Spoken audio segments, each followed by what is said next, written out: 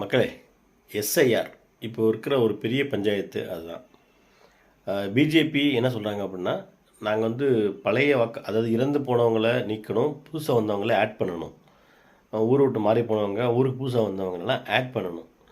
இதுக்காக தான் எஸ்ஐஆர் வந்துச்சு அப்படின்னு சொல்கிறாங்க. இதில் வந்து ஆளுங்கட்சி திமுக என்ன சொல்கிறாங்க,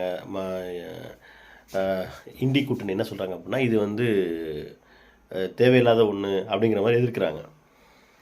சரி, இப்போ இதில் ரெண்டுக்கு நடுவில் ஒரு கிரே பாயிண்ட் இருக்குது. என்ன அப்படின்னா, பிஜேபி சொல்கிறது கரெக்டு. நீங்கள் வந்து அந்த வாக்காளர்களை புதுப்பிக்கணும், பரிசீலனை பண்ணணும், அதுக்கான தேவையான நெசசரி ஆக்ஷன்ஸ் எடுக்கணும். சரி, இப்போ நம்ம 20 வருஷத்துக்கு முன்னாடி பண்ணோம், அப்படி 25 வருஷத்துக்கு முன்னாடி இதை பண்ணியிருக்காங்கன்னு சொல்கிறாங்க.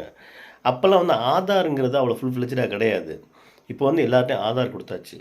இப்போ ஆதாரை பேஸ் பண்ணி அதை லிங்க் பண்ணியோ ஒரு அப்ளிகேஷன் க்ரியேட் பண்ணி சாஃப்ட்வேர் மூலமாக ஒரு ஆதார் ஆல்ரெடி ஃபிசிக்கலாக எல்லாருமே வெரிஃபை பண்ணி வச்சுருக்காங்க. கரெக்டாக இப்போ உயிரோடு இருக்கிறவங்க, இந்த ஊரில் எந்த ஊரில் இருக்காங்க, எல்லாமே வந்து ஆதாரில் இருக்குது.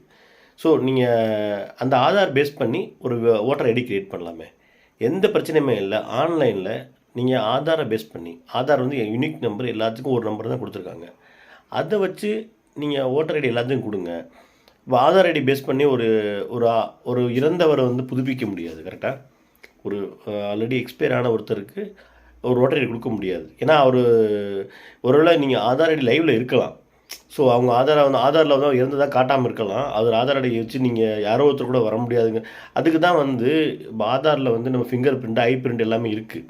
ஸோ நீங்கள் வந்து அதுக்கு தான் சொல்கிறேன், சாஃப்ட்வேர் மூலமாக இப்போது புதுசாக ஒரு Aadhaar ID voter ID create பண்ணும்போது அந்த ஃபிங்கர் பிரிண்ட் லைவில் வந்து ஒரு கேமரா, ஃபோட்டோ, இது சாஃப்ட்வேர் மூலமாக, சிஸ்டம் மூலமாக இது க்ரியேட் பண்ணி அந்த லைவ் பர்சன் வந்து ஆதாரில் இருக்கிற மேட்சாக இருக்கிற நம்பரை ஃபிங்கர் பிரிண்ட் வச்சு ஒரு ஆதார் ஐடி க்ரியேட் பண்ணி கொடுத்துட்டிங்கன்னா எந்த பிரச்சனையுமே இருக்காது.